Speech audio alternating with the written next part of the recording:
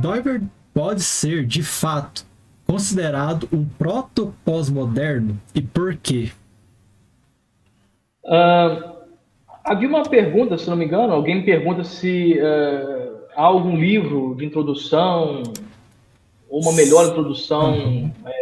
para Doiver. Eu vou citá-lo de uma vez e responder essa pergunta de agora. Eu acho, assim, dos que eu li até agora, o melhor como introdução é este aqui, que foi lançado este ano, tá?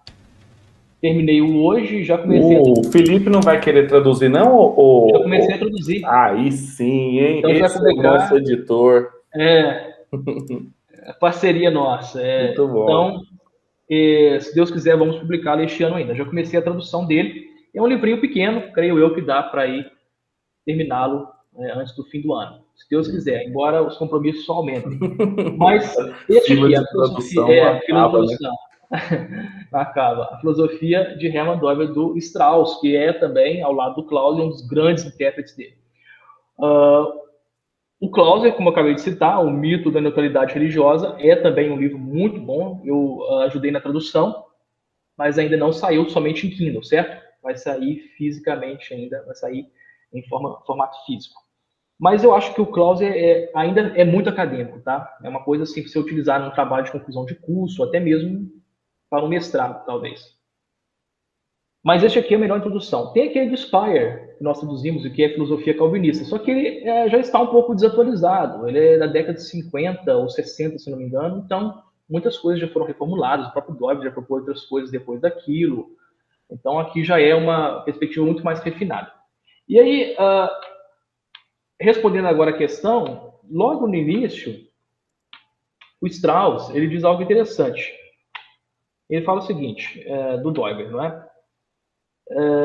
Que ele propôs algumas coisas naquela época que depois seriam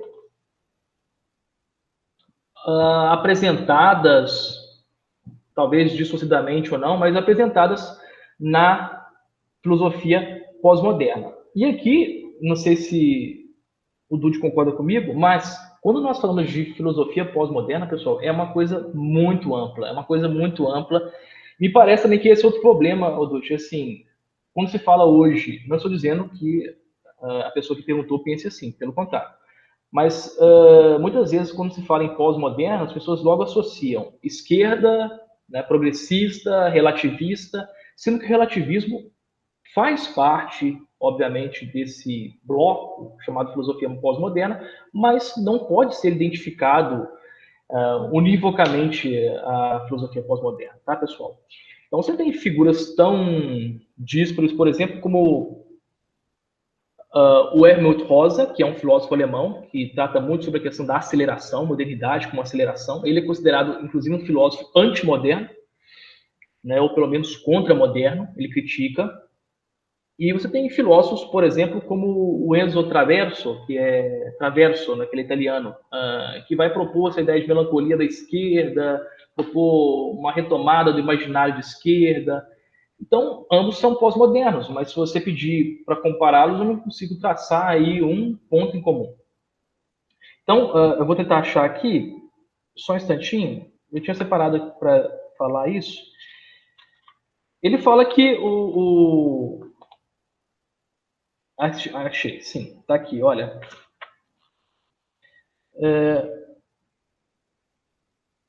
Aquilo que Doiver defende aqui antecede intuições muito relevantes que surgiram dos desenvolvimentos da filosofia da ciência do século XX. A saber, o reconhecimento de um quadro teórico de referência, ou seja, uma visão teórica da realidade ou paradigma, como vai dizer o Thomas Kuhn. Então, todo mundo que passou pelas humanidades ou mesmo pela ciência já ouviu falar do Thomas Kuhn, as revoluções científicas, os paradigmas, e a percepção de que a racionalidade humana não é autossuficiente, certo? Aqui ele vai falar depois um pouquinho do Popper, do Gadamer, ou Gadamer, depende aí. Eu não sei alemão, então eu prefiro ficar com Gadamer, que pelo menos meus professores diziam assim. Mas se eu estiver errado, por favor, me corrijam. Então ele cita o Gadamer, por exemplo, que é um dos grandes hermeneutas do século XX, talvez o maior, juntamente com Paul Ricoeur. O Gadamer, que zomba do preconceito iluminista contra preconceitos, do preconceito dos iluministas. E cita também um filósofo alemão chamado Stagmüller. Então ele vai dizer que, de certo modo, algumas das preocupações do Doiver, que ele antecipou, por assim dizer, seriam somente formuladas ao final ou em meados do século XX.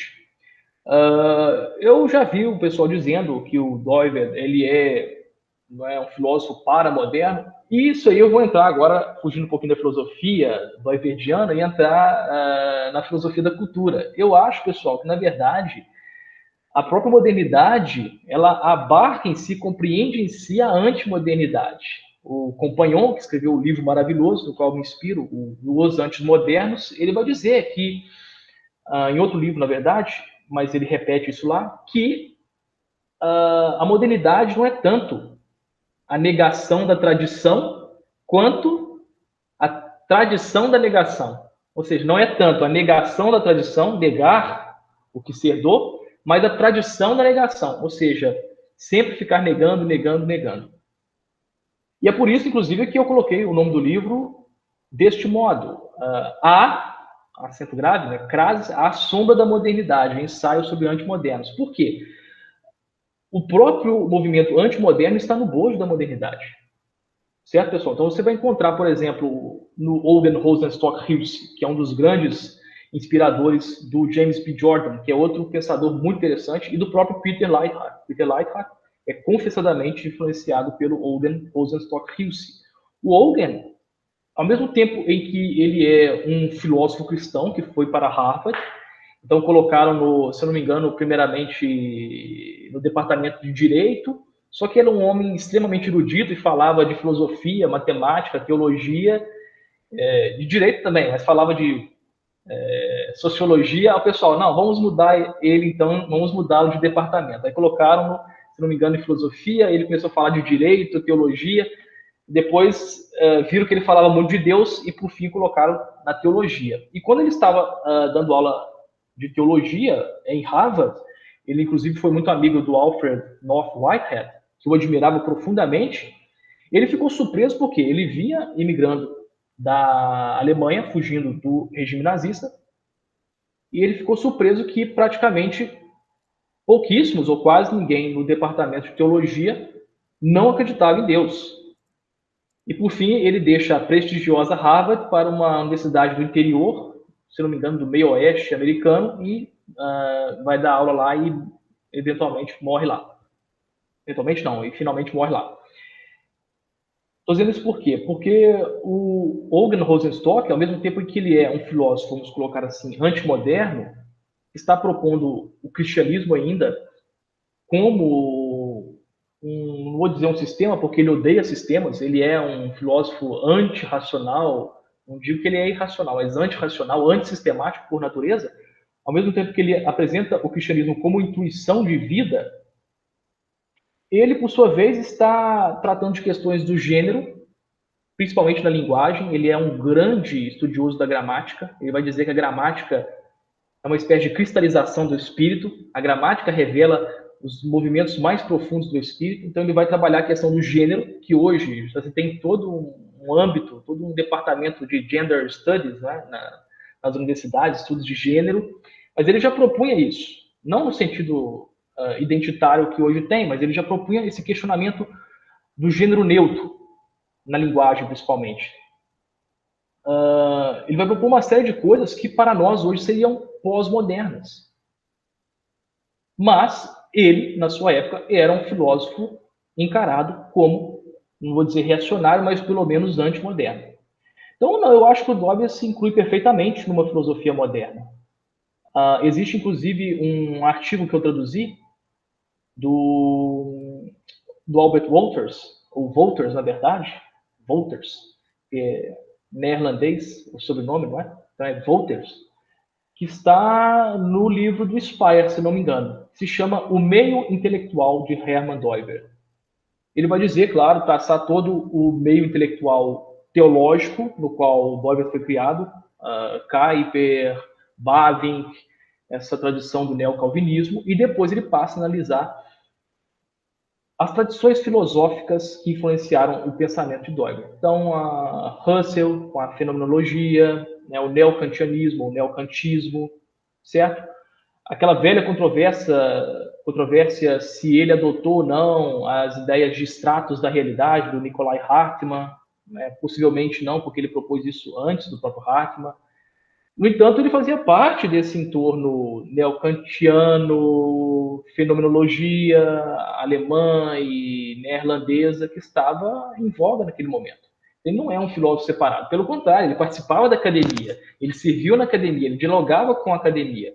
E, como eu disse no início, a própria filosofia cosmonômica tem como função, precisamente, o diálogo com a comunidade do pensamento. Ela parte de pressupostos distintos, mas não se exclui, não se afasta, não se isola da comunidade de pensamento, da comunidade acadêmica.